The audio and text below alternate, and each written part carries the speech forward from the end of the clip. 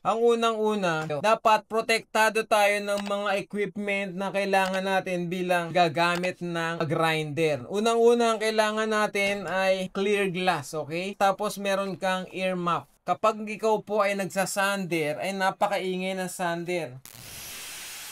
Kasi po, yung ingay na yan, nakaka-apekto yan sa iyong concentration. Pagka napakaingay, nababader ka. Tsaka karanasan ko na po yan. Nung una, ayoko nito. Pero nung naranasan ko, ginamit ko, mas maginhawa po. Buong maghapon kayo mag-weld, mag-sander kayo, meron kayo nito, hindi ka pagod.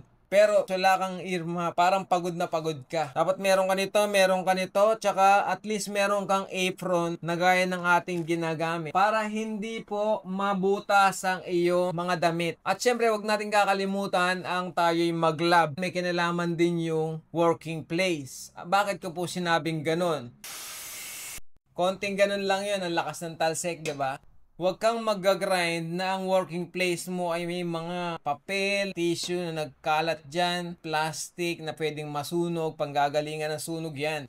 Lalo na meron kang mga tangke ng LPG dyan, may gases dyan, meron kang yung mga flammable, meron kang galon na may gasolina, nako. At dapat din, syempre, ang ating mga baga na tumatalsik, dapat hindi tumatama naman sa yung mga makina. Baka meron kang Tutok lang kayo kababayan.